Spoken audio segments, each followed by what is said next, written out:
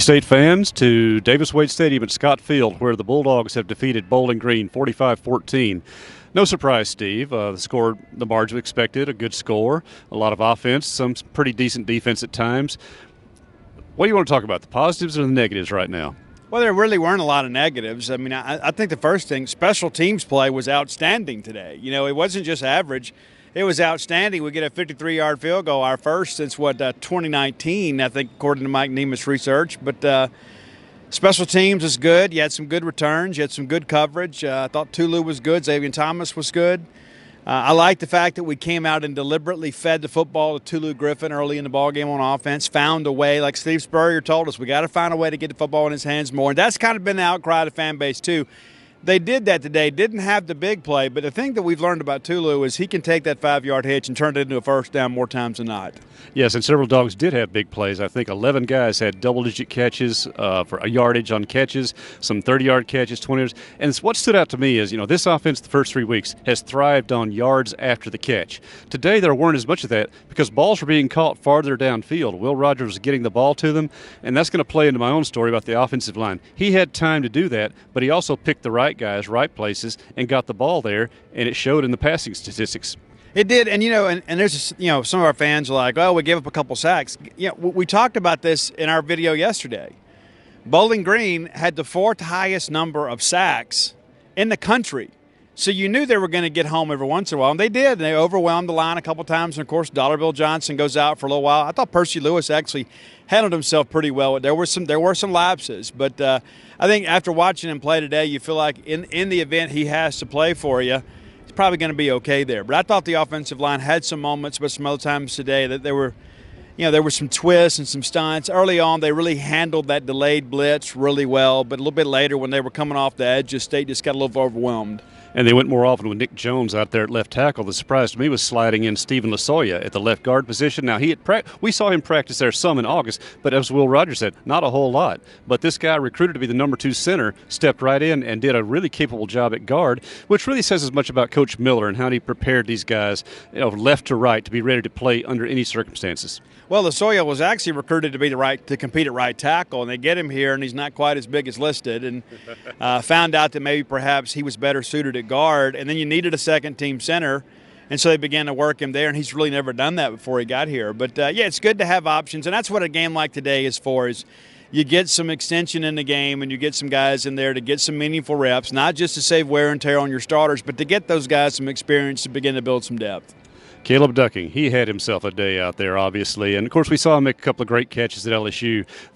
He made them look easy. They weren't really that easy. That's a guy who, and a great example of, give a guy a chance to develop. If he's got the skills, they'll bring it out eventually. And now look what he's doing this last season. The thing, David, when we evaluate receivers, one of the things that we talk about a lot that a lot of casual fans maybe don't truly embrace is the term catch radius. You see Caleb Ducking, his hands are basically down to his knees. He has an absolutely freakish catch radius. You double that with the fact that he gets good releases off the line, and that's something that he developed here at Mississippi State. He wasn't a great high school receiver. He was good, but due to his freakish size, he was an attractive target. Went to junior college, played in the run-first offense, so he has learned to play wide receiver here. So, again, tip of the cap to Joe Moorhead and his staff. When they offered him a scholarship, he had 1 junior college catch to his credit. And now he is second in the nation right now in touchdown receptions this year. Of course, Jacovius Marks was not able to play today. I think, and probably more precaution than he could not play at all. So they want to have him ready for the SEC. Dylan Johnson, quite capable. But you notice, that wasn't why they were throwing so often. They only had a handful of Russians. Even though Bowling Green lined up in a 3-man, dropped back at 7-8 like that, State still wanted to throw the ball and make a point. Did they ever? Yeah, they did. And again, you spread the ball around, which just makes Will Rogers in this offense a lot more potent. I mean, you can't single in on one guy. And that's one thing I think makes Caleb Ducking so valuable is out in the open field. I mean, he's going to get man coverage a lot of times, whereas maybe in the red zone he doesn't. But, Jaden Wiley, I thought, did some good things today. Jameer Calvin did some good things. Rufus Harvey. I mean, just up and really down the depth chart at wide receiver. And we still had some drops. Rod Thomas did not have one of his better games today. Dropped a sure touchdown pass, fumbled the football once. Not quite sure what's going on there, but we know he's a talented guy. We know he'll turn it around. But he's had back-to-back kind of interesting weeks. We'll look at the defensive side as well. Of course, Mississippi State didn't get quite as much pressure as maybe they expected to, but then again, you talked about Bowling Green being a team that sacks a lot. They don't give up a lot of sacks either, and I was very impressed with how their blocking held up. But at the same time, even though they weren't getting sacks, they forced Bowling Green into a game plan that State was just going to bend and never really break. Well, and here's the thing, too. I thought Bowling Green did a good job. They saw pretty early they couldn't block State. I mean, and so they did a lot of boot game and some play action stuff to simplify reads to get the quarterback outside the pocket. State adjusted to that, and so when they would boot outside, State was forcing some errant throws, and that's a byproduct of pressure too. It doesn't show up in the box score as a quarterback hurry or as a quarterback sack, but it's an incomplete pass, and it's a direct byproduct of the fact that State's able to kind of get in their face. I thought Jed Johnson had a lot of almost plays today. You know, he always plays real hard for State, but I thought he and Tyra Sweet both forced some errant throws today. And, yeah, hey, when you're in 3rd and long, you can go get after people. And there were a couple times State flushed the quarterback and he made him pay a little bit. Not like last week with Jalen Daniels. We won't see anybody like that again the rest of the year. But I thought State did a good enough job. But I would like to see the sack column get a little fuller. And we'd like to see some more tackles, first contact tackles made out on the edges. That's something that you expect LSU receivers to break some tackles occasionally, but even Bowling Green guys were breaking a few tackles, getting extra yards, and a second or third dog has to bring them down. Is that something of concern right now, or is that just the way the game is played? Well, I think right now, too, you played so many guys today, too. I mean, you know, it's like, you know, I thought Colin Duncan actually had a really good game today for Mississippi State. And last week, you know, he was a guy that struggled at times, especially in clutch situations, but you know, you had DeCarlos Nicholson out there today. You had Asias Furge. You got really deep in the depth chart. DeCamerion Richardson got beat on a long touchdown pass. That's the first time it's happened, you know, and he had decent coverage, just didn't play the ball well. And, of course, he's going up against a guy a lot bigger than him, but that's going to be some of the cases in football. But I thought the defense, other than a 97-yard drive, which really surprised me, I mean, they had a chance to get off the field a couple times and couldn't do it. I thought they played pretty well, but that 97-yard drive, no matter who you're playing and what time it comes in the ball game, it gets your attention. And one of the encouraging things, that cast on Jaden Crumity's arm has gotten a lot shorter. I'm told he will probably be back for Alabama, but it's still something to think about. The next couple of weeks you may see him return, and that automatically makes your defensive front that much better. Well, it does, but you also got to think, too, he hadn't played football in a long time, and you worry a little bit about the loss of strength in that arm since it's been immobilized all this time. So I think, you know, you have measured expectations. I mean, obviously getting him back helps because he is such a talented player, but at the same time, I think you got to have measured expectations. So, Mississippi State takes care of business and in some pretty impressive fashions as they defeat Bowling Green 45-14. The Bulldogs are now 3-1 and about to resume SEC season, hosting Texas A&M 3 o'clock next Saturday.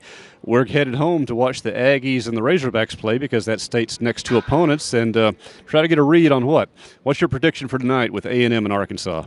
I like Arkansas, and I love that A&M defense, but I just don't think the Aggie offense can score. I think Arkansas wins a very ugly game, maybe 17-13, something like that. And are you looking forward to another shot at Max Johnson now that he's at a new address? Sure. You know, we should have had him last year. You know, and that's one of those things, too. It's like, you know, maybe he gets it going, maybe he doesn't. I know this. State gets grace in the schedule based on the opponents that play our next two opponents before we do. This will be a bloodletting in Dallas today between A&M and Arkansas. And then, of course, Arkansas has to play Alabama next week. So, you know, State can't ask for a better situation in the schedule. And they couldn't ask for much of a better win today than they had over the Bowling Green Falcons.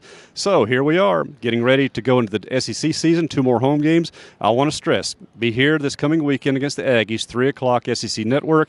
Don't watch the network. Come here in person. And Steve, even though we're running a little short in time here, one quick plug. Friday night, make Starkville rock again. Well, and you got to be in town anyway, right? I mean, everybody, you're going to need something to do. We got less than 100 tickets available now. Less than 100 tickets, and come to Rock Vegas. Get your tickets at eventbrite.com. They're all on my social media. It's going to be a great time. And if you can't make the show, yesterday I dropped off a whole bunch of tickets to the Reflector staff and the Delta Gammas. So if you want to be a part of that, maybe donating some tickets, contact me and I'll tell you how to do it.